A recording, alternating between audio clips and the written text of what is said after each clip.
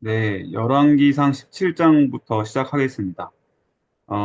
엘리야가 등장하는 내용으로부터 지난주 토요일부터 이제 시작이 됐었습니다. 엘리야의 사역과 하나님의 기적. 자, 북이스라엘 아합 왕 앞에 나타나서 수년 동안 비와 이슬이 내리지 않으리라라고 선언을 했습니다. 하나님의 근데 명령으로 엘리야는 이제 그리 시냇가에 피신을 하고 까마귀가 아침 저녁으로 떡과 고기를 날라서 그를 먹였다라는 이야기가 있죠. 네. 아주 유명한 이야기이고, 네, 저도 이런 경험을 해본 적이 있어서 아주 좋아하는 본문 중에 하나입니다. 제가 신학교 다닐 때 진짜 새가 날라와서 저를 먹인 것은 아니고요.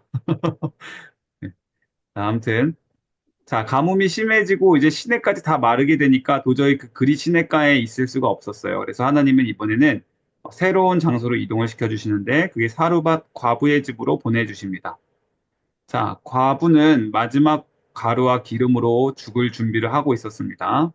그리고 아들하고 이제 죽을 준비를 하고 있었는데 과부의 순종으로 또 마지막 남은 떡을 이 엘리야를 위해서 만들어 주었고 또 정말 엘리야가 전해준 하나님의 예언의 말씀대로 식량이 계속적으로 공급되는 그런 사건이 벌어지게 됩니다.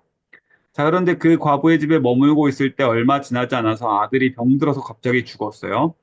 자, 근데 엘리야가 간절히 기도해서 그 아들을 살게 해 주십니다.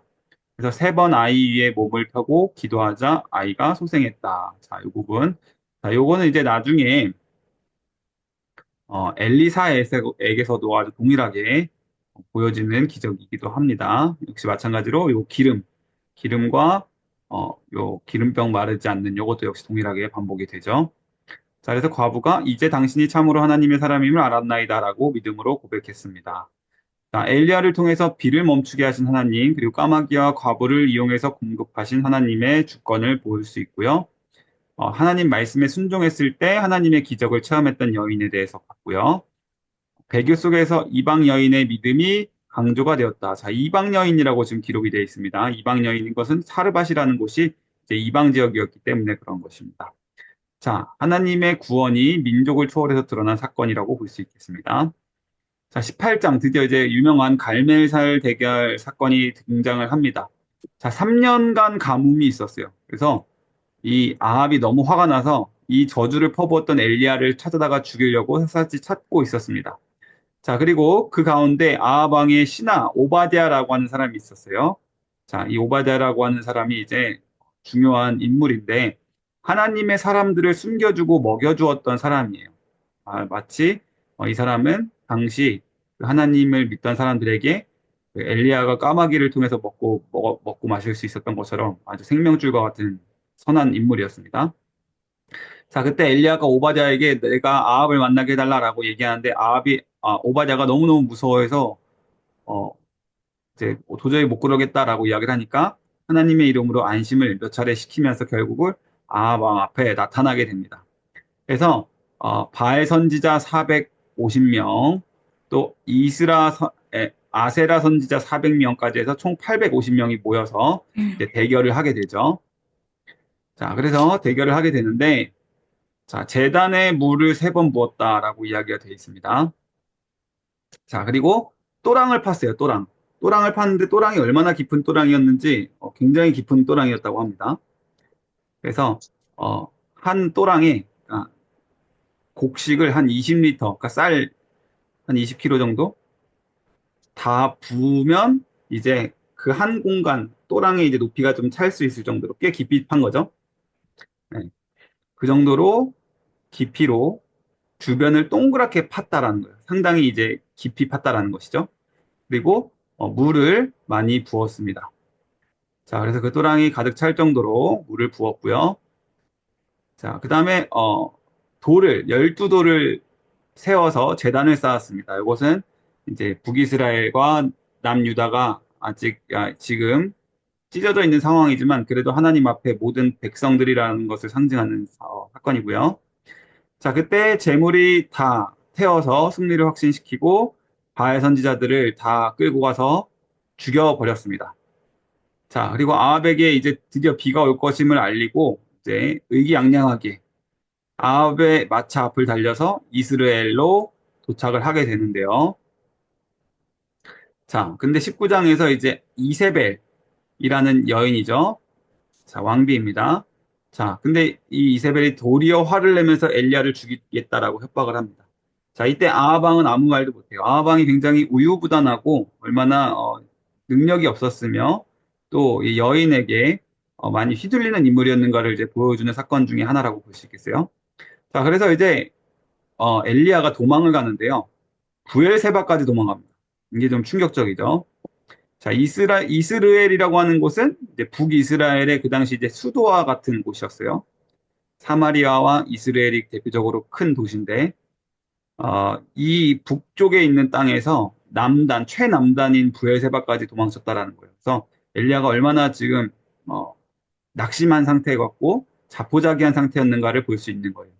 이 이세벨이 조금도 미동도 하지 않고 자기를 죽이려고 하니까, 아까 하나님의 그 엄청난 기적, 보여주고 850명 선지자들 다 죽인 그 상황에서도 이렇게까지 나오니까 이젠 끝났다라고 생각을 한 거예요. 그래서 로뎀나무 아래에서 작은 수풀입니다. 작은 부시 같은 덤불나무 아래 누워가지고 겨우 머리만 가린 상태로 죽여달라고 절망하던 엘리야에게 천사가 떡과 물을 공급하면서 도와줍니다. 자, 그리고 떡과 물을 먹고 40일 동안 여정을 하게 되면서 하나님과 조우하게 됩니다. 또 40일이라는 숫자가 또 등장하죠. 자, 근데 어, 하나님께서 강한 바람과 지진과 불을 보여주셨는데 그 가운데 말씀하지 않으셨다가 조용한 세미한 음성 가운데 하나님께서 드디어 엘리야에게 다시 말씀을 하셨습니다. 자, 그래서 여기서 우리가 볼 수 있는 것은 이런 화려한 기적보다 세미한 소리로 임하시는 하나님. 그래서 영적인 침체기에 무엇보다 말씀을 통한 하나님과의 만남이 필요하다라는 것을 말씀해주는 아주 중요한 본문이라고 볼 수 있겠습니다. 자, 하나님은 이스라엘에게 바알에게 무릎 꿇지 않은 7천 명이 남아있다라고 말씀을 해주시는데요. 이 7천 명이라는 숫자도 좀 중요합니다. 이 7천 명이라는 숫자가 굉장히 소수인 것 같잖아요. 근데 나중에 이제 보시면 이 7천 명이라는 숫자가 굉장히 많은 숫자라는 것을 알 수 있어요. 물론 이스라엘 전체 백성들의 숫자에 비하면 소수죠. 자, 그런데 왜 이 7천 명이 많은 숫자인지 이제 뒤에 나옵니다. 자, 그리고 세 가지 사명을 부여하시는데요. 아람 왕으로 하사엘을 세울 것, 그리고 이스라엘 왕으로 예후를 세울 것, 그리고 엘리사를 후계자로 세울 것. 이렇게 세 명에게 기름 부을 것을 이제 명령을 하시는데 이 중에서 엘리야가 성취한 것은 엘리사를 후계자로 삼은 것밖에 없어요. 나중에 엘리사가 예후 왕과 하사엘 왕을 세우게 됩니다. 그래서 사명을 주셨지만 그 사명은 또 하나님의 뜻에 의해서 이후에 후계자에게서 성취된다는 것. 그래서 엘리야는 자신이 할 수 있는, 아직 이들은 등장하지 않았을 때였기 때문에 자신이 할 수 있는 일, 엘리사를 세워서 최대한 그를 잘 세우는 일에 이제 남은 여생을 매진하다 이제 죽게 되죠.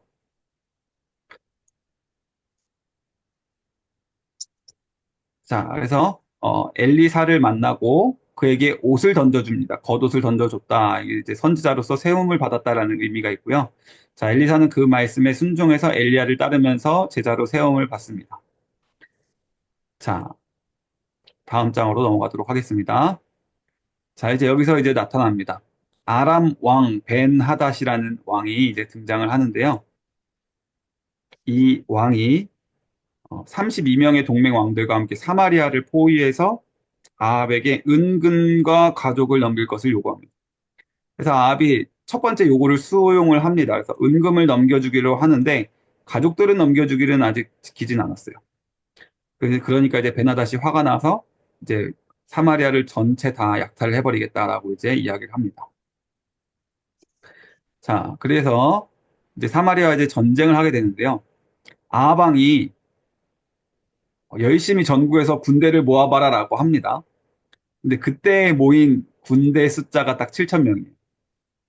그래서 아까 제가 7천 명을 이야기했을 때 이 7천 명이 왜 적지 않은 수라고 이야기를 했냐면 그 당시 이스라엘 백성들이 얼마나 지금 군사적으로 엉망이었는지를 보여주는 숫자거든요. 전국에서 불러들인 군인의 숫자가 7천 명밖에 안 됐다라는 거예요. 자, 그런데 동일하게 하나님께서 하나님의 사람들을 남겨놓으신 숫자도 7천 명이었어요. 그래서 이것은 상대적으로 물론 적은 인원이었지만 전체 이스라엘 백성들 싸울 군대의 숫자와 동일한 숫자였다라는 의미에서 봤을 때는 결코 적은 수가 아니었다라고도 볼 수 있는 것이죠. 자, 그래서 이렇게 말씀을 드렸던 것입니다. 자, 전쟁 준비를 촉구를 합니다. 근데 하나님께서는 아합에게 승리를 약속해 주십니다.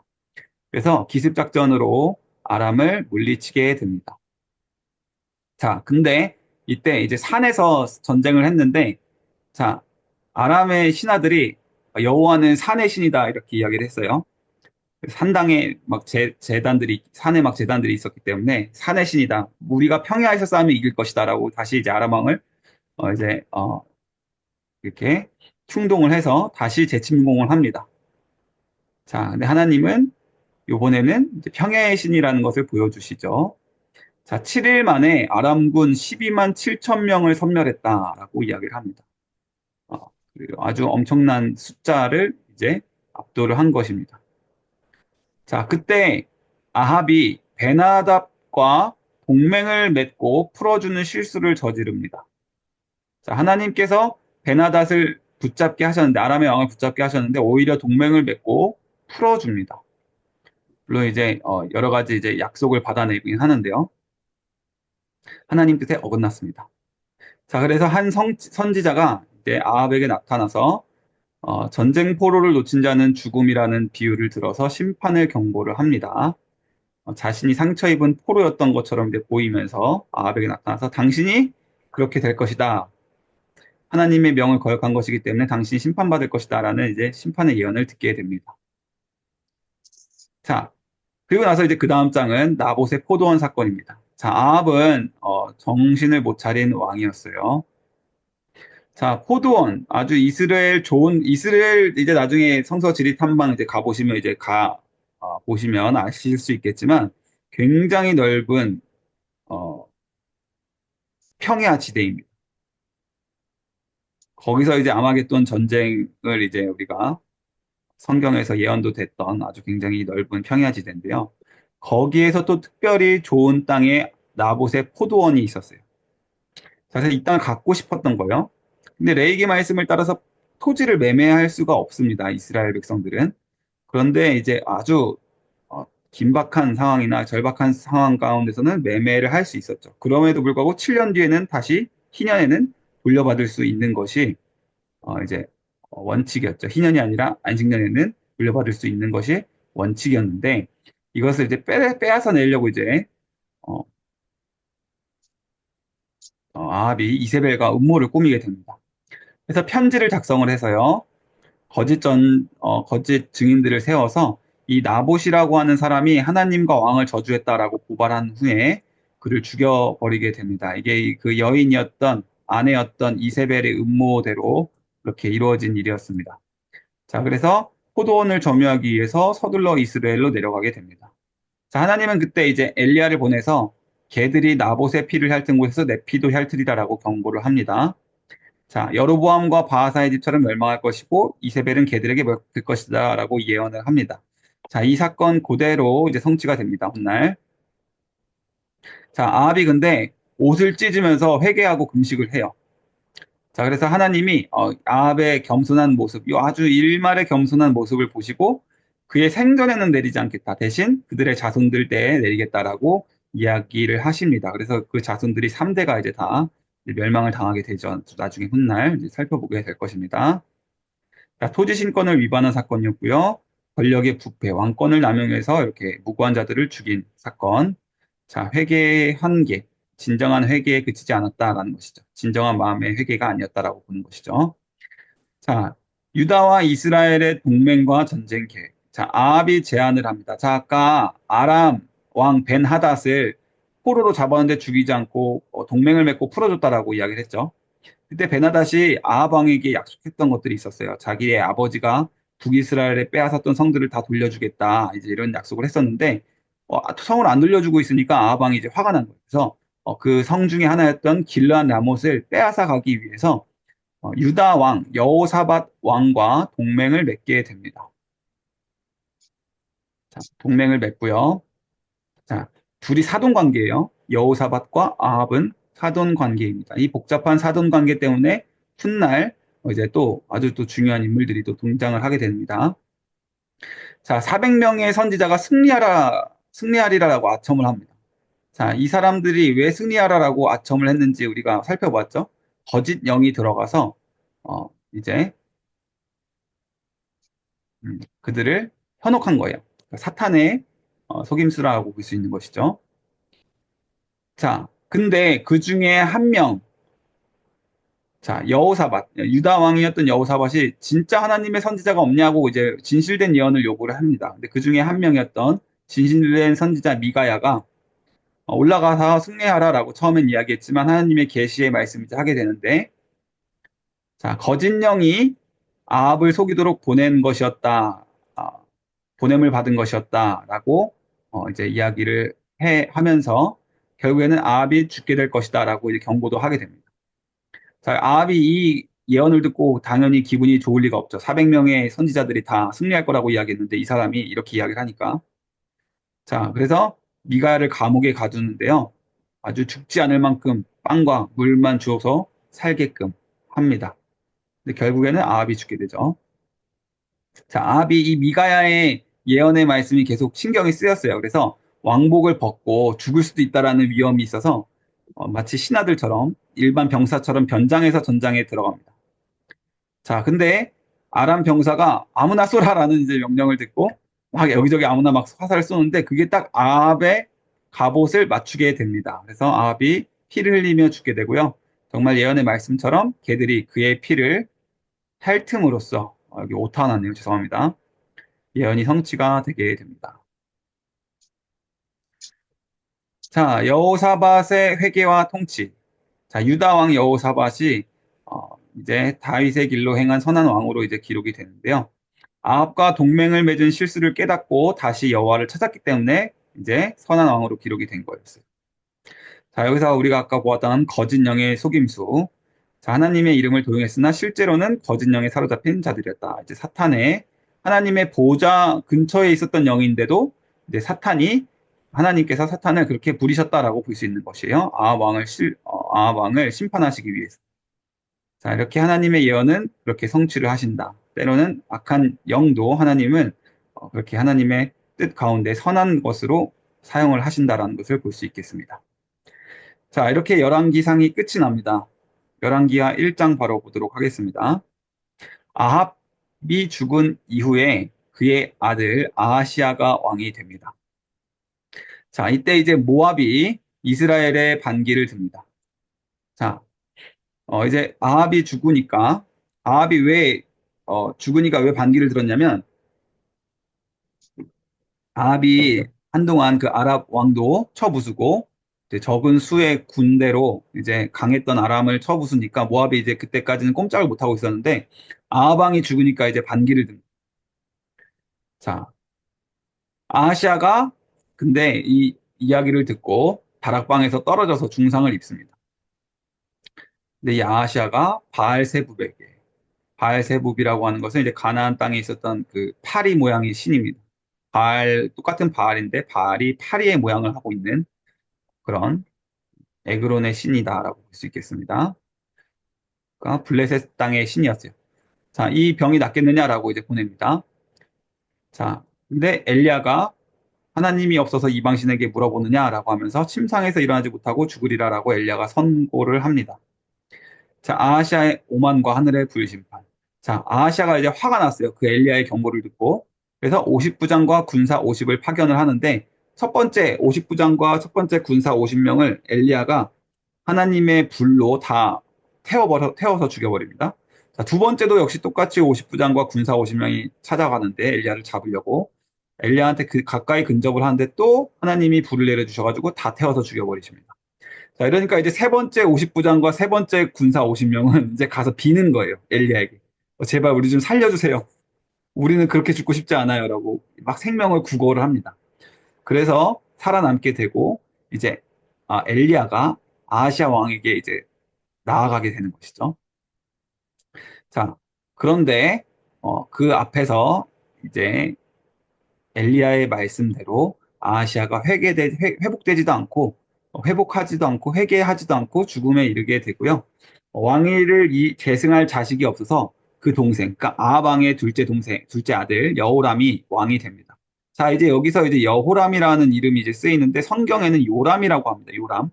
그러니까 왜 이렇게 똑같이 여호람인데 유다에도 동시대에 여호람이라는 왕이 있었어요. 그러니까 이스라엘의 여호람과 유다의 여호람이 있는데 그 둘을 구분하기 위해서 우리는 요람이라고 할 것입니다. 이제 요람입니다. 성경에도 요람이라고 나옵니다. 그 이름은 사실은 동일한 인물이다. 동일한 이름이다라는 거죠. 자, 그래서 아합 집안의 우상숭배가 아하시아에게 이어져서 멸문의 재앙을 자초했다. 자, 세 번의 경고에도 불구하고 하나님을 적대시함으로써 심판을 확정하게 되었다라는 것입니다. 자, 엘리야의 승천과 엘리사 사역에 시작하는 2장을 보겠습니다. 자, 새 지역에 이동을 합니다. 엘리야는 엘리사를 데리고 길갈과 베델과 여리고 요단강으로 이동합니다. 자, 요 지역은 다들 선지자 학교가 있었던, 예언자의 학교가 있었던 중요한 상징적인 곳들이었어요.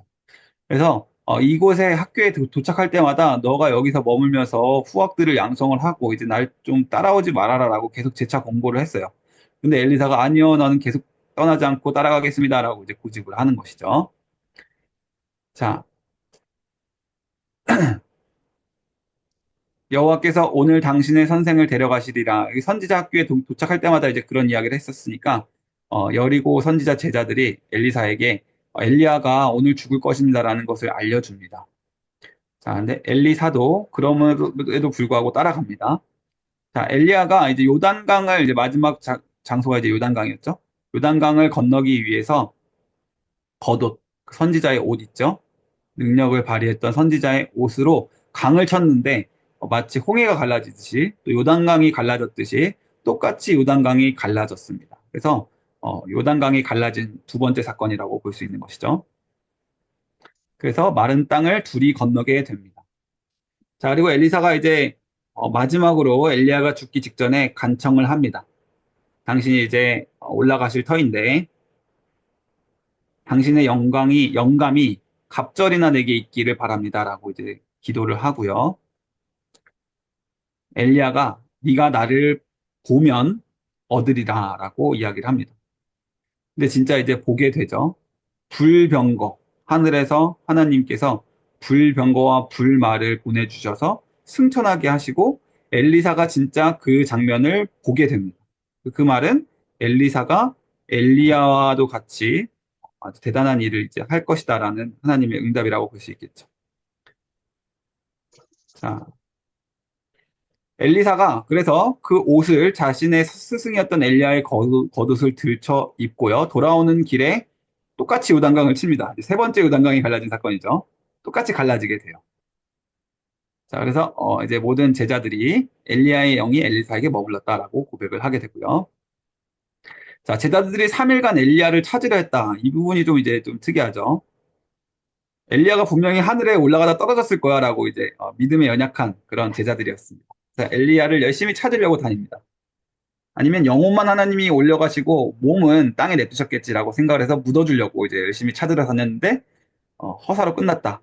그 말은 엘리야의 육체는 온전히 승천했다라고 볼 수 있는 것이죠. 자, 이렇게 엘리사의 첫 기적, 여리고 물치유. 자, 여리고 사람들이 이제 막 계속 아이들 불임을 하고 물이 나빠서 이제 막 계속 안 좋은 상황 가운데 있었어요. 그때 소금을 담아서 물에 던지면서 고치셨다라고 선언을 하니까 정말 그 물이 치유가 되고요. 그 여리고 물이 지금도 굉장히 수질이 좋다라고 성경에 기록이 되어 있습니다. 제가 여리고 첫날 여리고에 머물러서 여리고 호텔에서 샤워를 했는데 여리고 물이 정말 좋더라고요.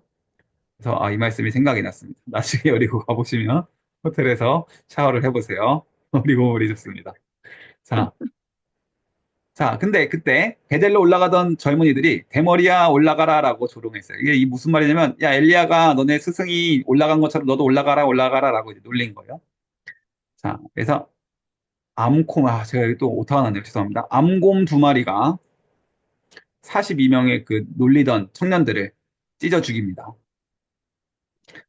자, 이런 사건들이 기록이 되어 있고요. 열왕기하 3장입니다. 모압과의 전쟁과 엘리사의 예언. 자, 일단 제가 한 가지 말씀을 중간에 좀 드릴게요.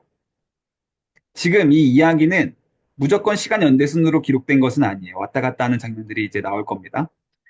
그리고 우리가 열왕기에서 어쨌든 간에 한 가지 중요한 놓치면 안 되는 포인트는 하나님께서 다윗 왕가를 지키셨다라는 거예요. 네, 북이스라엘의 왕조는 9번이나 바뀌게 되는데요. 남유다의 왕조는 다윗 왕조를 계속 유지하게 됩니다. 하나님께서 사무엘상 7장 다윗 언약에서 약속하셨던 그 약속을 신실하게 얼마나 지키셨나를 보여주는 것이 열왕기상의 내용과 역대기의 내용이라고 보실 수 있겠습니다. 자, 계속해서 한번 보겠습니다. 자, 아합의 아들 여호람, 요람이라고 하기로 했죠. 요람이 이스라엘의 왕이 돼서 바알을 제거했는데요. 금송아지 숭배를 떠나지 않았다라고 이야기를 합니다. 자, 아까 말씀드렸죠. 모압이 계속해서 이제 반역을 일으키고 독립을 하려고 합니다. 자, 양 10만 마리를 이제 깎아서 바치던 조공을 하던 그런 풍습이 있었대요. 양 10만 마리 굉장히 많죠. 아, 이제 못 해먹겠다라고 이제 이야기를 하는 거예요, 또. 그래서 이제, 아, 첫 번째 아들이었던 아하시아에게 반역했던 것처럼 두 번째 아들 요람에게도 반역을 하게 됩니다. 자, 요람이 유다 왕 여호사밧. 자, 또 가족 관계죠. 사돈 관계였기 때문에. 자, 설득해서 모압을 공격하기로 합니다. 자, 7일간의 행군 끝에 황무지에서 물이 고갈되어서 절망을 합니다. 자, 그때 여호사밧 왕의 제안으로 엘리사를 찾아가게 되는데요. 자, 요람을 이제 책망을 하게 되고요. 자, 물 공급. 이 골짜기에 또랑을 파면 비가 오지 않아도 물이 차리라라고 하는데 진짜 비가 안 왔는데도 물이 차게 돼요. 그리고 그 물을 마시고 힘을 내고 또 하나님께서 모압을 넘겨주셨다라고 이야기를 하셔서 모압을 이기게 하십니다. 그래서 모압의 모든 견고한 성읍을 파괴하게 됩니다. 자, 이 예언이 어떻게 성취됐냐면 모압군이 그 다음날 자기네 성 근처에 있는 물이 빨갛게 된 것을 보게 돼요.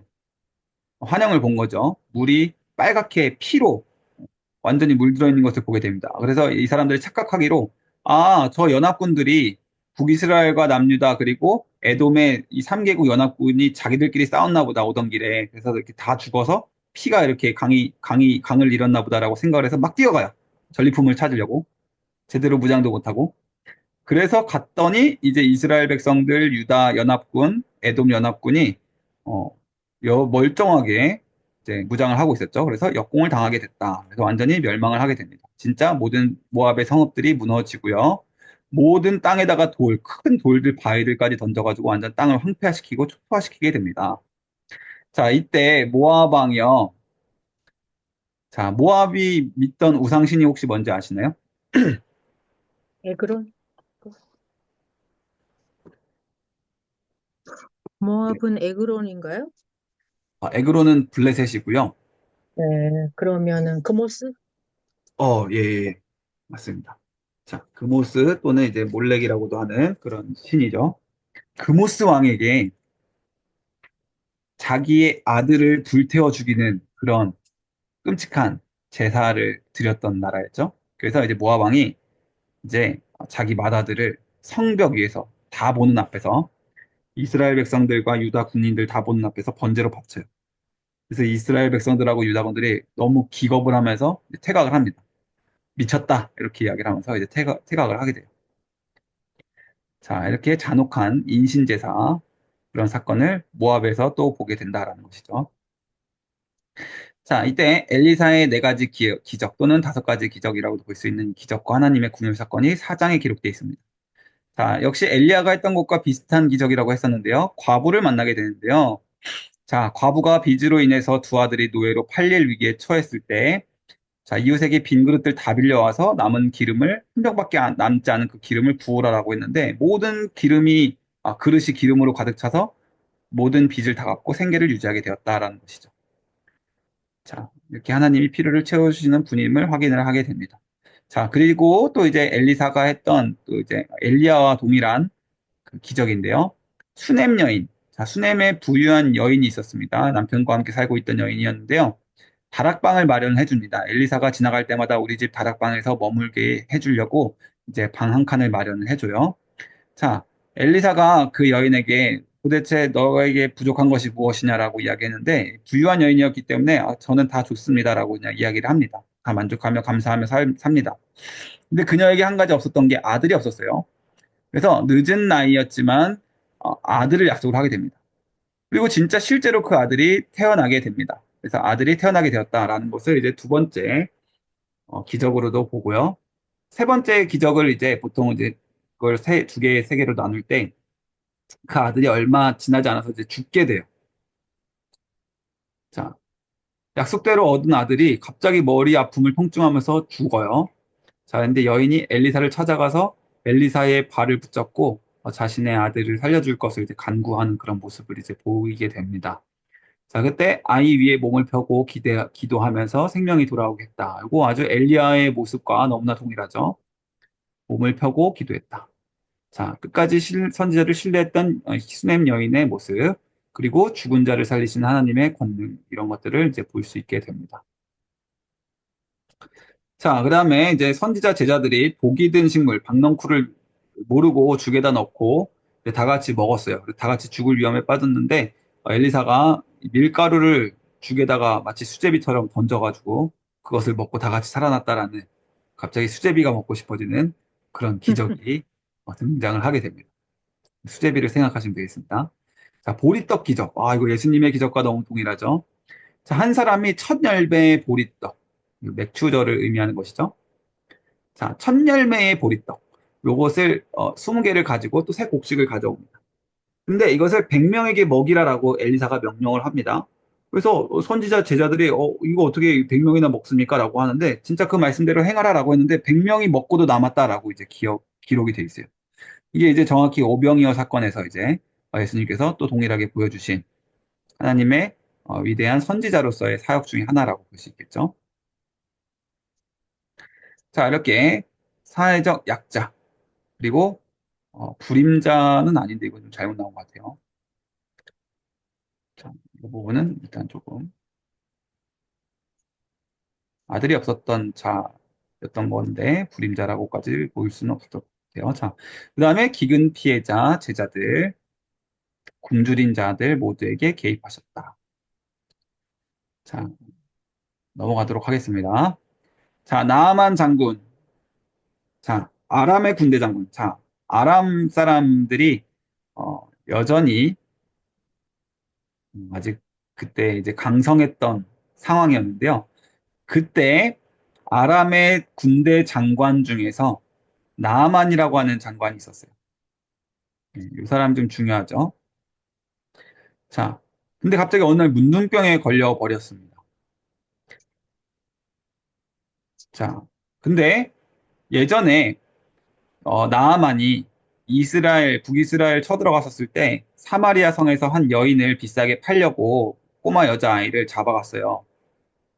근데 그 여자아이가 이제 시종을 들고 있었다가 나아만 장군에게 사마리아에 아주 유명한 엘리사라는 선지자가 있답니다. 그 사람에게 물어보시면 낫는 방법을 알려줄 거예요라고 이야기를 합니다.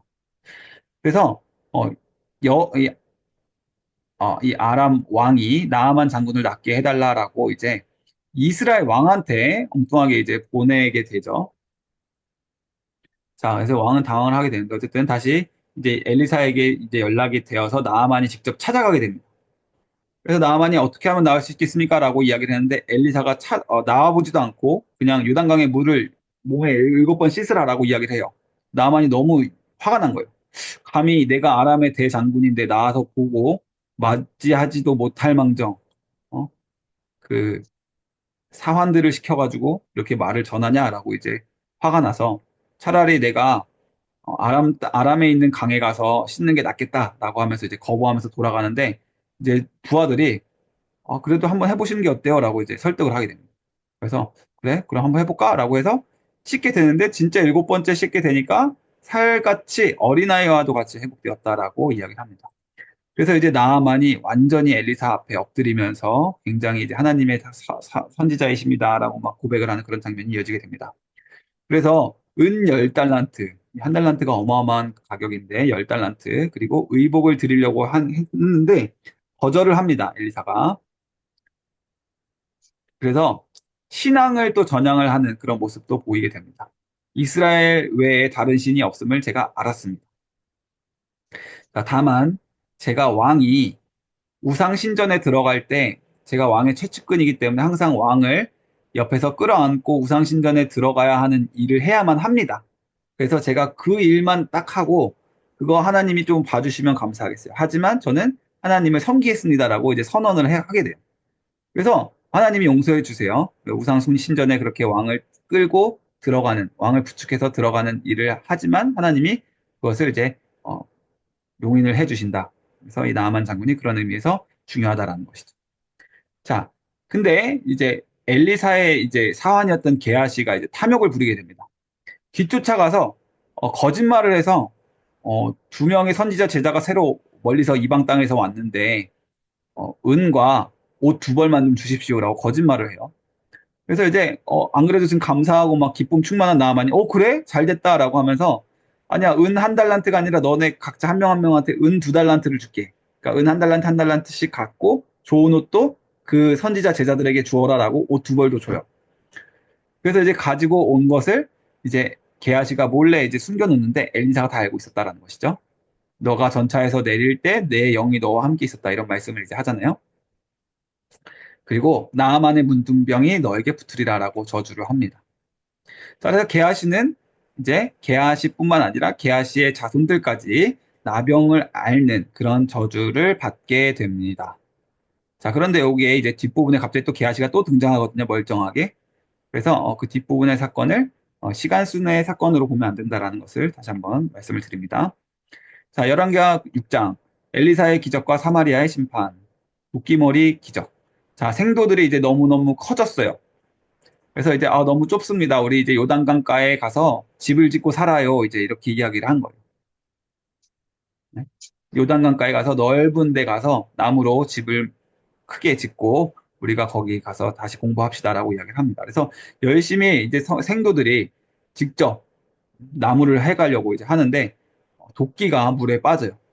그래서 절망을 합니다. 이거 도끼 몇 개 없는 게 이게 물에 빠져서 어떡할까요? 라고 하고 있는데 엘리사가 나뭇가지를 던졌습니다. 근데 오히려 신기하게 그 나뭇가지만 떠오른 게 아니라 무거웠던 도끼까지 같이 물 위에 떠오르는 기적이 일어났다라는 것이죠. 자, 하나님은 이렇게 사소한 일에도 개입하시는 기적들을 보여주셨다라는 것입니다.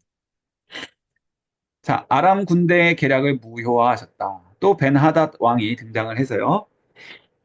자, 이스라엘을 습격할 계획을 세우나 엘리사가 매번 이스라엘 왕에게 경고를 합니다. 자, 이 사건 일단 좀 주의 깊게 보세요. 매번 이스라엘 왕에게 경고를 해줬다, 엘리사가. 자, 그래서 이 아람이 엘리사를 잡으려고 이제 성을 포위하니까, 자, 엘리사가 막 당황해하고 있는 그 선지자 제자들에게 당황하지 마. 하나님께서 도와주실 거야라고 하시면서 이제 하면서 기적을 보여주는데요. 아람 군대의 눈을 멀게 하십니다. 아람 군대의 눈을 멀게 하세요.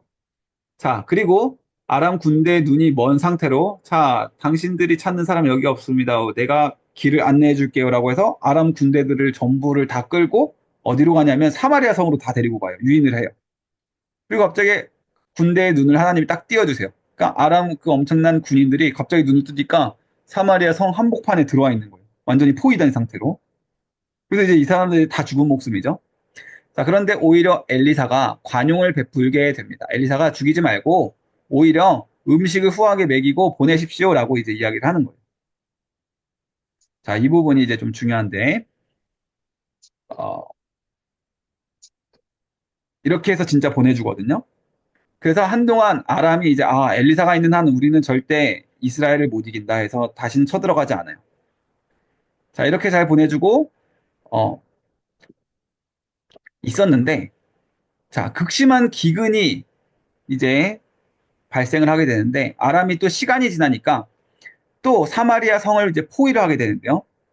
아람이 시간이 지나고 사마리아 성을 포위를 하는데 이 안에서 식인 사태가 발생을 하게 됩니다. 자, 이 부분 혹시 읽어보셨나요? 내일 읽어볼 부분이죠. 내일 읽어볼 부분. 자, 여인이 와가지고 이제 재판을 하는 거예요. 이 여인이 분명 하루는 내 아이를 잡아먹으면 다음날 자기 아이를 삶아먹자라고 이야기를 했는데 그래서 내 아이를 잡아 죽였는데 이 여인이 자기 아들을 숨겼습니다라고 이제 청원하는 장면이죠. 네.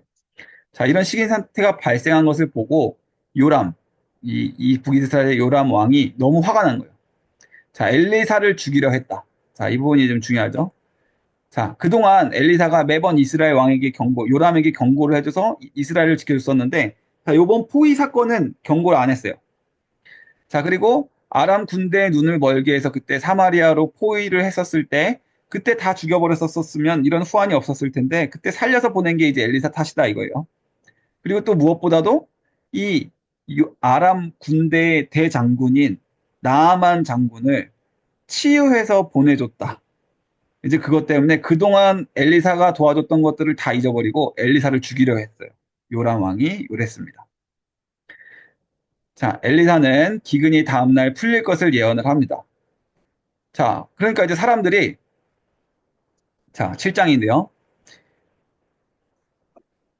장관이 이제 불신을 합니다. 아니, 어떻게 지금 이렇게 지금 성밖에 먹을 것도 아무것도 없고 어떻게 기근이 갑자기 끝납니까? 호위하고 에워싸고 있는데 아무리 그 군대가 다 물러간다 한들 우리 지금 먹을 게 없는데 어떻게 갑자기 기근이 해결이 된다고 하는 겁니까? 라고 이야기를 하죠. 조롱을 합니다. 이 왕의 신하가. 자, 근데 이 사건이 이제 예언이 성취가 되는데요. 자, 이제 그 사마리아 성 밖에 이제 성 밖 문둥병자들이니까 성 밖에 쫓겨나 있던 사람들이 아 이렇게 죽으나 저렇게 죽으나 어차피 굶어 죽으나 저기 아람 사람들 군대 죽으나 어차피 죽는 것은 매 한 가지니까 우리 그냥 아람 저기 사람들한테 한번 가보자라고 해서 이제 아람 진영에 가게 됩니다. 근데 알고 보니까 아람군이 이미 새벽에 갑자기 천지가 막 진동하는 말 발굽 소리와 병거 소리를 듣고 막 혼비백산해서 도망을 가게 됩니다. 자, 그래서 어, 해쪽 속과 여기 히테라고 이제 잘못 나와 있는데 해쪽 속입니다. 해쪽과 애굽의 지원군이 왔다라고 이제 오인을 하고 급히 도주하면서 모든 식량과 재물을 다 남기고 떠나게 돼요. 이 문둥병자 4명이 음식을 막 먹다가 아 우리만 이렇게 먹고 마시면 벌 받을 거야라고 해서 성의 소식을 전하게 됩니다. 자 이때 이 사마리아 사람들 막 굶어서 막 자기 자식까지 잡아먹고 있던 상황에 이 소식을 들으니까 이제 눈이 돌아버렸죠. 자, 그때 아까 예언을 조롱했던 장관이 아직 나가면 안 돼라고 이제 성문을 막고 있다가 비켜 이러면서 사람들이 막 그 장관을 다 밟고 지나가면서 결국 죽게 됩니다. 엘리사가 아까 이 장관한테 당신은 근데 그 곡식을 먹어보지 못할 것입니다라고 예언을 했었거든요. 그 말씀이 진짜 이렇게 실현이 된 거예요. 사람들한테 밟혀 죽어서 그것을 경험하지 못하고 죽게 된 것입니다. 자, 열왕기하 8장 수넴 여인의 복구. 자, 엘리사가 아들을 살려냈던 그 사건으로 다시 시점이 돌아가는 거예요. 이제 과거 사건입니다. 자, 수넴 여인에게 너 블레셋 땅으로 잠깐 피해 있어 라고 이야기를 했습니다. 자, 엘리사가 미리 예언을 해준 것이죠. 그 땅에 이제 극심한 기근과 이제 그때 피할 것을 피할 길을 알려주셨다. 그래서 7년 동안의 기근이 있을 것을 예고하고 7년 뒤에 이제 자기 땅을 찾으려고 이제 왔습니다. 자, 엘리사의 종 게하시 아까 문둥병에 걸렸었다고 했었는데 갑자기 이제 멀쩡하게 등장했다라는 부분이 이제 여기인데요. 이게 시차적으로 이제 그 전 사건이라는 것입니다.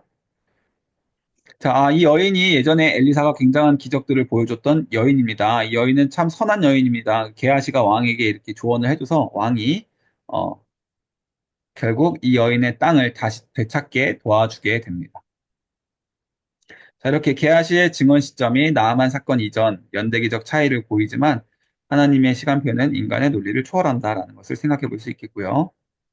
자, 아람 왕이 병들어서 엘리사에게 회복 여부를 묻습니다. 자, 아람 왕 베나다시 이렇게 물어보는데요. 자, 아람 왕이 병에서 나을 것이다라고 이야기를 합니다. 살리라가 아니라 이것도 좀 잘못됐네요.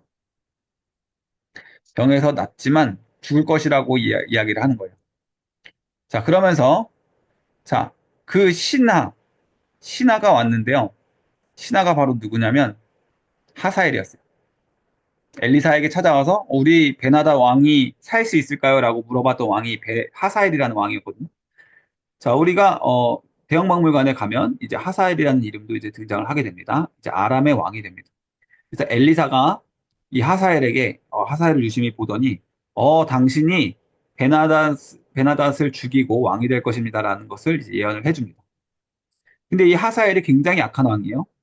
나중에 이스라엘이 이 하사엘 왕 때문에 끔찍하게 고통당할 것을 보면서 너무 또 이스라엘에게 재앙이 될 것을 선언을 하고 마음 아파하는 장면이 이어지게 됩니다.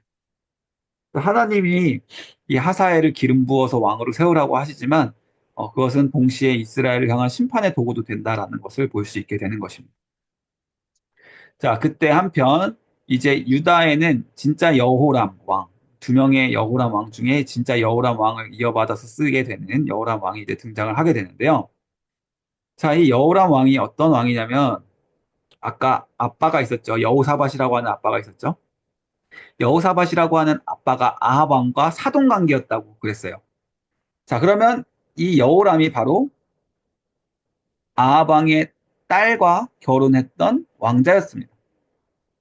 자, 이 여호람이 악행을 벌였다라는 것을 이제 바로 이어지게 되죠. 아합 지방과 동맹을 맺고 역시 자기 아내를 따라서 우상 숭배하는 왕이 됩니다. 여호람 왕은 그래서 악한 왕이었다라는 것이죠. 그럼에도 불구하고 하나님께서 인내하셔서 이 다윗 언약을 근거로 언약에 신실하신 하나님께서 유다를 멸망시키지 않으십니다. 자, 나중에 이제 여호람이 금방 죽게 됩니다. 그리고 여호람의 아들 중에 아하시아라는 왕이 또 이제 등장을 하게 되는데요. 또 이제 요람 왕과 협력해서 전쟁을 하게 되고 또 얼마 안 가서 죽게 됩니다. 자, 엘리사의 명령, 선지자 제자를 길르앗 아몬으로 보내서 예후에게 기름을 부어서 이스라엘 왕으로 세우라라고 이야기를 합니다. 자, 이 말씀대로 선지자 제자가 길르앗 아몬에 가서 예후라는 장관이었어요.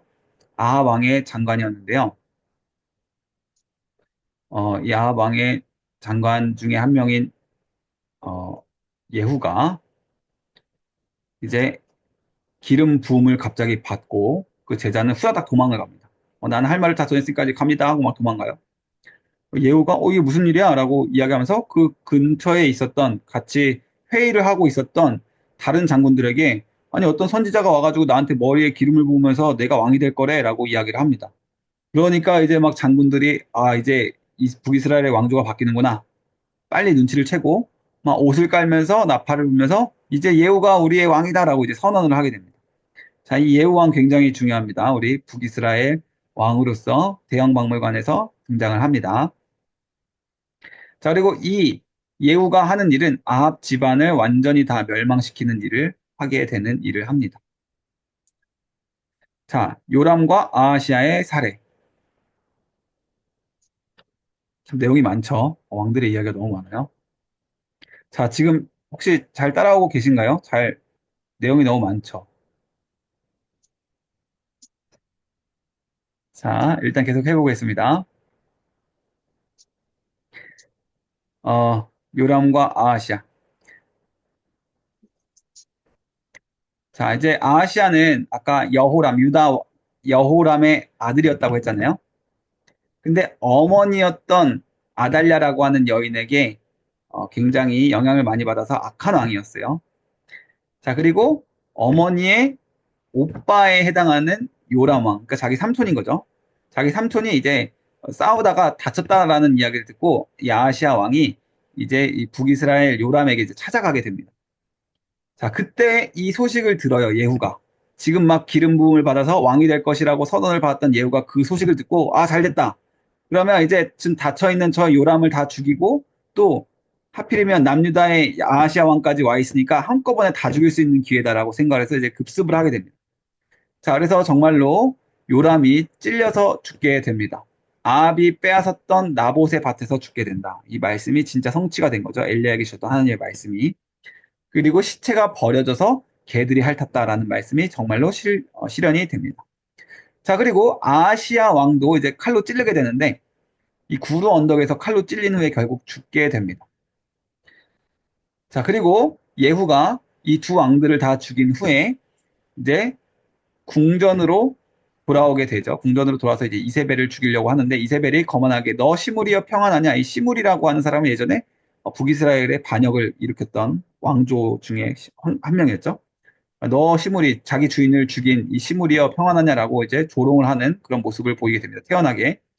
자, 그런데 옆에 있던 신하들이 다 배신을 해요. 다 예후를 따르게 되고 이세벨을 창밖으로 집어 던지게 됩니다. 옆에 있던 신하들이. 그래서 이세벨이 떨어지면서 성벽과 또 이 전차 말 앞에 머리가 막 여기저기 부딪히면서 막 깨져서 피가 막 엄청 흥건했다라고 이제 기록이 돼 있어요.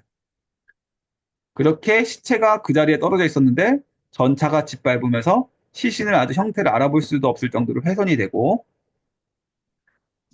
나중에는 시체들이 이 여인을 다 이제 먹고 뼈만 남았다라고 이제 기록이 되면서 엘리야의 예언이 완성이 되게 된다라는 것을 보게 됩니다. 이 악한 왕비였던 이세벨이 이렇게 죽게 됩니다. 자, 예후가 이렇게 숙청을 하는데요. 예후가 숙청하는 말씀에 있어서만큼은 하나님 말씀에 좀 신실하게 어, 순종했던 어떻게 보면 그런 부분을 보입니다.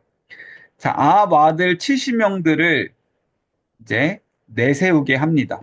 편지로 다른 사마리아 지도자들에게 편지를 보내서 어, 궁지에 몰아넣게 됩니다. 내가 이미 왕이 되는 거 다 소문이 다 퍼졌는데 아합 왕들 70명들 중에 가장 똑똑한 사람을 왕으로 세워서 한번 대결을 해보자. 약간 이런 식으로. 자, 그래서 이제 장로들이 두려워서 아합 왕의 자손 70명을 다 참수해서 죽여버려요. 그리고 예후한테 보냅니다. 아니요, 우리는 예후 당신을 왕으로 인정하고 당신의 신하가 되겠습니다. 이렇게 막 보내게 됩니다. 그래서 이제 여호와의 말씀이 이렇게 다 성취됐다. 아합의 모든 자손들이 다 죽었다. 이렇게 아합의 모든 3대가 다 멸망하게 되는 것을 보게 됩니다. 자, 아하시아의 형제 42인을 양털 깎는 집에서 살해를 하고요. 아합의 친척과 제사장 신하까지 모조리 제거하면서 모든 남은 자들을 다 죽이 친척, 제사장, 신하들까지 다 죽였다라는 거예요. 자, 그리고 예후가 한 가지 또 잘한 일이 있는데 그것이 뭐냐면 바알 숭배를 근절했다라는 것입니다. 나는 바알을 섬길 것이다라고 이제 거짓말을 해요. 그래서 전국에 있었던 바알 제사장들과 예언자들을 한 곳에 모집을 시킵니다.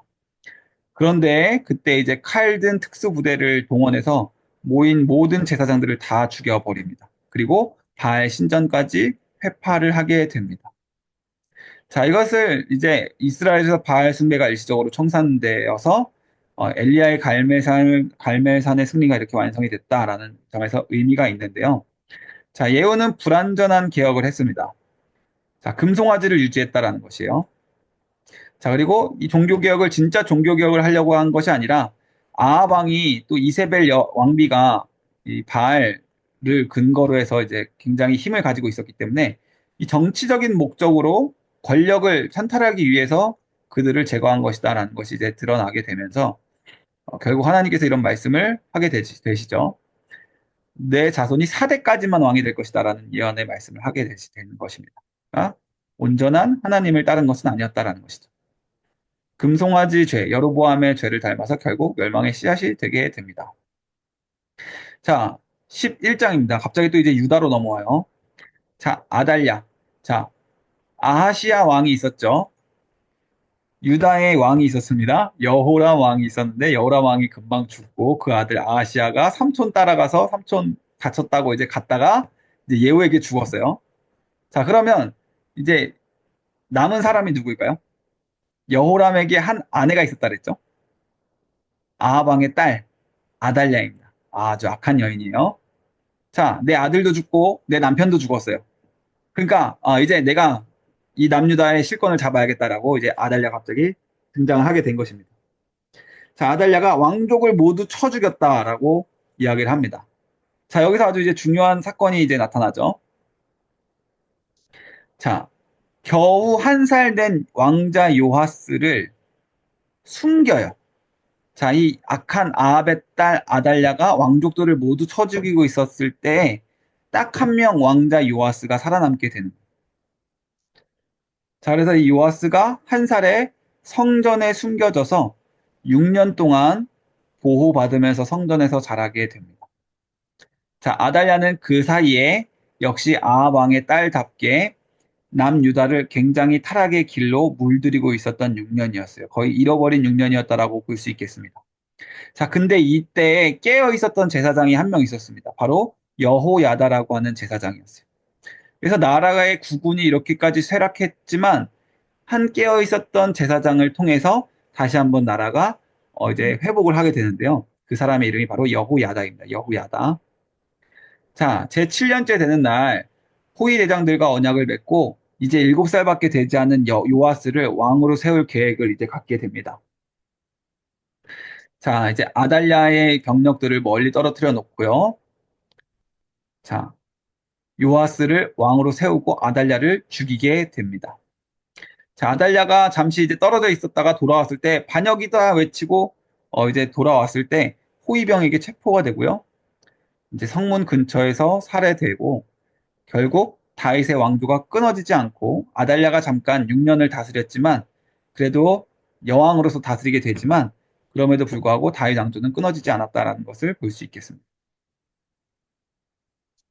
그래서 7살의 요아스가 이제 왕이 됩니다. 자, 요아스에게도 한계가 있어요. 이 어린 왕은 여호야다의 말을 따라서 잘 다스렸던 왕이었습니다. 근데 여호야다 생전에는 여호와 보시기에 정직하게 행했던 착한 왕이었어요. 그런데 산당 제사를 제거하지 않았다라는 이런 한계점을 보이게 되고요. 성전 수리를 어, 명을 받았으나 23년간 미루게 됩니다. 아까 23년간 미뤘다라는 얘기는 그 6년 동안 그리고 그 앞에 있었던 아하시아와 여호람 왕 동안 이스라엘 백성들이 이 성전 수리하는 일을 너무나 등한시했다라는 것을 이제 보게 됩니다. 그러니까 얼마나 영적으로 깊이 타락해 있었는지 23년간이나 이렇게 미뤄졌다라는 것을 이제 보게 되는 것이죠. 자, 그 당시 이제 하사엘, 아까 아람의 왕이 됐던 하사엘이 침공을 하게 됩니다. 자, 요아스가 이제 실책을 하는데요. 가드를 점령하고 예루살렘으로 진격을 해오자 성전과 왕궁의 금은 보화를 다 모두 뺏어서 뇌물로 제공을 하게 됩니다. 자, 요아스가 하사엘에게 뇌물을 바쳤다라는 것이죠. 하나님을 믿고 하나님 말씀에 순전한 하나님 보시기에 정직히 행했다라는 평가를 받았던 왕이 하사엘에게 이렇게 뇌물을 바쳤다라는 것이죠. 위기 시에 하나님을 의지하지 않고 이러한 선택을 했다라는 것이죠. 자, 그리고 이 요아스라는 왕은 결국 제사장이었던 여호야다가 죽고 나서부터는 우상 숭배를 허용하는 그런 죄까지 범하게 됩니다. 그래서 아주 끝이 좋지 않았다라는 것이죠. 게다가 그 모습을 보고 여호야다 제사장이 죽었지만 여호야다 제사장의 아들이었던 스가랴라는 선지자가 있었어요. 이 선지자가 그거 잘못됐습니다. 그러면 안 됩니다라고 말을 하니까 그 말이 듣기 싫어서 요아스 왕이 이 스가랴 선지자를 죽여버려요. 그런 끔찍한 일을 범하게 됩니다. 자, 나중에 요아스는 비참하게 죽게 됩니다. 신하들이 반역을 일으켜서 상처 입은 상태에서 침상에서 살해됩니다. 그리고 왕족의 묘지에 장사되지 못했다라는 아주 불명예한 죽음을 맞이하게 됩니다. 자, 이제 5장 남았습니다. 조금만 더 힘을 내주세요. 자, 예후의 아들 여호아스가 북이스라엘의 왕이 됩니다. 자, 근데 여로보암의 우상숭배를 답습하고 하나님의 진노를 초래하고요. 하사엘과 그 아들 베나다에게 패배해서 아람이 북이스라엘을 다스리는 때가 이제 드디어 다시 시작이 되게 됩니다. 자, 그때 여호아스가 간구를 하니까 하나님께서 잠시 구원자를 보내셔서 아람의 압박을 일시 완화시키십니다. 자, 요아스의 불완전한 기억. 아까 나왔었죠? 예후의 손자였던 요아스도, 죄송합니다. 제가 헷갈렸어요. 남유다의 요아스가 아니라 예후의 손자였던 요아스도 이 동일한 이름이 계속 등장하죠. 여로보암의 죄에서 벗어나지 못합니다. 아람과의 전쟁에서 잃은 땅 일부를 회복했으나 승리를 미달하게 됩니다. 자, 이러한 상황 가운데서 이제 엘리사가 죽음을 맞이하게 되는데요. 북이스라엘의 왕이었던 요아스요. 남유다 요아스가 아니라 자, 엘리사에게 사정사정하면서 당신이 이제 죽으면 우리 북이스라엘은 어찌합니까? 우리 이제 아람에게 완전 식민 통치당하게 생겼는데 좀 어떻게 합니까? 죽기 전에 마지막으로 한 번 더 예언해 주세요라고 이야기를 하는 거예요. 자, 이제 그래서 엘리사가 죽기 전 요아스의 손을 잡고 동쪽으로 화살을 쏘자라고 해서 구원의 화살을 선포를 합니다. 하나님께서 이 화살을 통해서 아람 군대를 격파시켜 주실 것이다라고 이야기를 합니다. 자, 그리고 두 번째 상징적 행위를 하게 하는데요. 자, 화살을 짚고 땅에 이 화살을 치십시오라고 엘리사가 명령을 합니다. 근데 이 왕이 북이스라엘 요아스 왕이 화살을 잡고 땅에 치는데 3번밖에 안 쳐요. 땅 칩니다. 그러니까 엘리사가 막 불같이 화를 내요. 왜 세 번밖에 안 치냐고. 더 많이 쳤었으면 아람을 완전히 패망시킬 수 있었을 텐데 왜 세 번밖에 안 치냐고 막 불같이 화를 냅니다. 그래서 하나님께서 당신을 아람에게서 세 번만 구원해 주실 것입니다라고 이제 선언을 하게 되는 그런 사건이 이제 엘리사가 죽기 직전에 마지막으로 보여주는 사건이라고 볼 수 있겠습니다. 그래서 정말로 엘리사의 이 예언의 말처럼 아람 군대를 격파를 시켜주시고 아람의 군대를 요아스가 세 번 격파를 하게 됩니다. 자, 그렇게 돼서 엘리사는 땅에 이제 굴에 묻히게 되는데요. 자, 이제 아람 군대가 이제 퇴각을 하던 중에 자기 이제 부상당하고 이제 죽임당한 시체들을 같이 이제 끌고 막 도망가고 있었어요. 근데 그 시체 중에 하나가 굴러 떨어져서 엘리사의 이 굴에 들어가게 됩니다. 근데 신기하게 그 죽었던 시체가 엘리사의 뼈에 닿았다라는 이유만으로 살아났습니다. 죽은 자가 살아나는 기적이 여기서 일어나게 되죠. 자, 그래서 우리는 엘리야와 엘리사의 사역들을 통해서 예수님의 사역들을 굉장히 엿볼 수가 있다는 것을 신약의 연관성에서도 찾을 수 있게 되는 것입니다. 그래서 엘리사가 죽어서도 이렇게 예언의 권위를 보였다라는 것을 볼 수 있게 됩니다. 열왕기하 14장 아마샤의 교만과 여로보암 2세의 번영. 자, 유다 왕 아마샤가 이제 아버지 요아스를 죽인 아까 요아스 유다의 요아스가 이제 부하들의 배신으로 죽임을 당했는데 처벌했는데 그 자녀들은 살려둡니다. 모세의 율법을 준수를 하게 됩니다. 근데 교만했어요. 교만했습니다.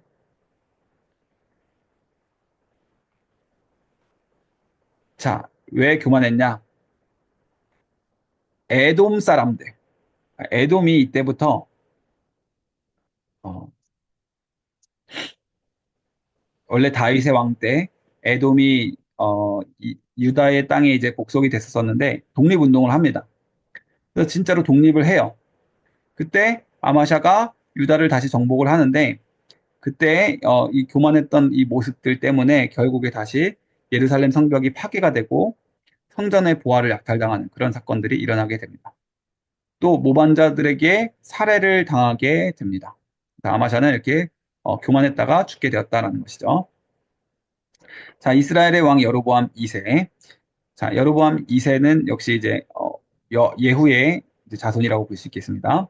자, 금송아지 숭배를 계속해서 했습니다. 선지자 요나를 통해 약속한 대로 아람 점령지를 회복시킵니다. 자, 이스라엘의 고통을 보시고 요거는 이제 넘어가도록 하겠습니다. 자, 15장. 유다와 이스라엘의 혼란스러운 권력 변동. 자, 유다 왕 아사랴, 우시야가 이제 즉위를 하고요. 아까 죽었던 왕 이후에 이제 16세에 즉위를 하게 되고요. 자, 역시 성전에서 자기가 제사장도 아닌데 성전에서 분향을 하려다가 문둥병에 걸리는 왕이 되게 됩니다. 그래서 문둥병 걸린 왕 이러면 이 아사랴 왕을 생각하시면 되겠습니다. 아사랴 왕, 유다의 왕이었습니다. 그래서 그의 아들 요담이 섭정으로 국정을 운영을 하게 됩니다. 자, 그리고 아까 위에 봤었던 예후 왕조의 종말은 이제 스가랴라는 이제 왕으로서 이제 끝이 나게 됩니다. 6개월 만에 부하였던 살룸이라는 사람에게 암살을 당하고요. 또 살룸이라는 사람은 또 1개월 만에 무나임이라는 또 부하에게 암살을 당하고요. 또 무나임도 얼마 지나지 않아서 또 부가히아라는 사람에게 또 이제 죽임을 당하고 또 이 사람도 베가라는 사람의 반란으로 또 죽임을 당하고 이렇게 계속해서 죽게 된다라는 것이죠. 북이스라엘 백성들은 북이스라엘 왕위는 이렇게 계속해서 안타까운 종말을 향해 가게 됩니다. 자, 요담의 불완전한 기억. 요담이라는 왕도 이제 중요하죠. 자, 성전을 다시 건축했습니다. 아까 성전과 성벽이 무너졌을 때 그것들을 다시 건축하는 이런 일들을 하게 되고요. 암몬을 정복했다. 뭐 이런 사건들이 있고요. 그러나 산당은 미철거했다라는 것을 볼 수 있게 됩니다. 자, 16장입니다. 바로 넘어갈게요. 야, 유다의 12대 왕 아하스 왕은 자, 이 왕은 좀 우리가 기억을 해야만 하는 왕입니다. 중요한 왕이죠. 아주 악한 왕이었어요.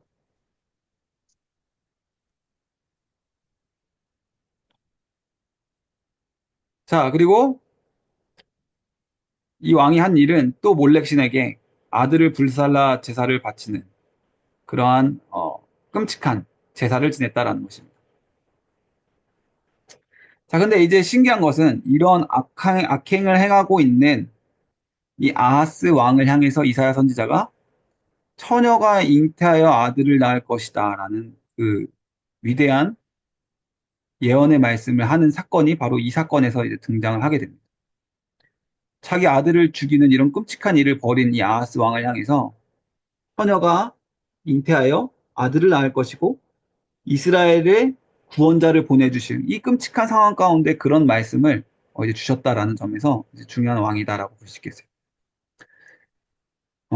자, 이렇게 산당을 확산시킨 왕이었고 여호와 제사도 금지하는 아주 악한 왕이었다라는 것이죠.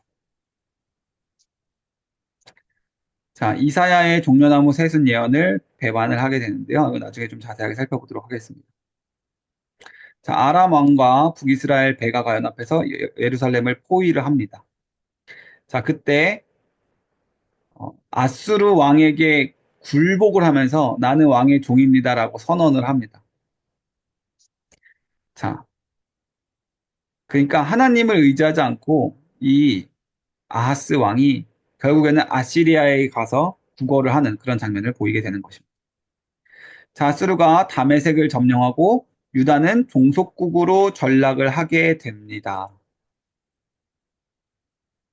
자, 그리고 이 영향이 이제 뒤에까지 이어져서 우리가 지금 오늘 열왕기하 17장까지만 이제 살펴볼 건데 18장에 가면 이제 아주 그 유명한 히스기야 왕이 이제 등장을 하거든요. 그 히스기야 왕에게까지 이르러서 이때부터 아수르에 굴복했기 때문에 아수르가 이스라엘을 얼마나 우습게 여기고 남유다를 얼마나 우습게 여기면서 계속해서 쳐들어오고 공격을 하는지가 이제 우리 대영박물관 가서 아주 중요한 어, 유물들을 살펴보게 될 것입니다. 자, 이렇게 해서 아하스 이 약한 왕은 이렇게 재단도 계속해서 우상 재단을 쌓고 종교적으로 타협하며 지도자로서 어, 너무 타락한 모습을 보여서 유다 멸망의 서곡을 여는 그런 왕으로서 역할을 하게 됩니다. 자, 이제 열왕기하 17장에 북이스라엘이 드디어 멸망을 하게 됩니다. 마지막 왕이었던 호세아 왕이 9년간 통치를 하면서 여로보암의 우상 숭배를 답습했다. 끝까지 북이스라엘은 여로보암의 길에서 떠나지 아니하였다라는 말로서 이제 끝이 나게 되는 겁니다. 자, 아수르 왕 살만에셀, 우리가 대형박물관에서 또 보게 될 유명한 왕 중에 또 한 명이죠. 살만에셀 왕에게 조공을 바치다가 이 살만에셀 3세 이 왕은 굉장히 유명한 왕이고 우리가 대형박물관에서도 아주 중요한 유물들이 있습니다. 이 왕과 관련해서. 자, 원래 이 왕에게 조공을 바쳤었어요. 호세아라는 마지막 북이스라엘의 왕이 살만에셀 3세에게 조공을 바치던 왕이었는데 애국과 동맹을 맺어서 배반을 합니다. 그러니까 이제 아수르가 화가 났죠. 아시리아가 쳐들어와서 결국 사마리아를 3년간 포위하고 함락시키고 백성들을 붙잡아 가게 됩니다. 자, 이때 이 사마리아 사람들, 그러니까 북이스라엘 사람들이 다 포로로 많이 끌려가게 되고요. 그때 강제로 이주 정책을 펴게 되는데 요게 또 대형박물관에서 중요한 어, 유물로 기록이 남아 있어요. 이 당시 강제 이주를 시켰던 그 벽화가 이제 우리 대형박물관에서 이제 보게 될 것입니다. 자, 어쨌든 이렇게 좀 넘어가도록 하겠습니다. 이렇게 북이스라엘이 멸망을 하게 됩니다. 그래서 뿔뿔이 흩어지고 정말 디아스포라처럼 북이스라엘은 이제 이때부터 민족적인 그 뿌리를 거의 잃어버린 상태가 되기 시작하는 것이죠. 자, 그리고 이어지는 18장에 이제 히스기야가 등장하면서 또 계속해서 아수르의 위협과 또 그때 하나님의 도우심의 사건들이 이어지게 됩니다. 자, 너무 많은 이야기를 또 복잡하지만 또 이렇게 순서대로 좀 한 장 한 장 살펴보았습니다. 혹시 질문이 있으실까요?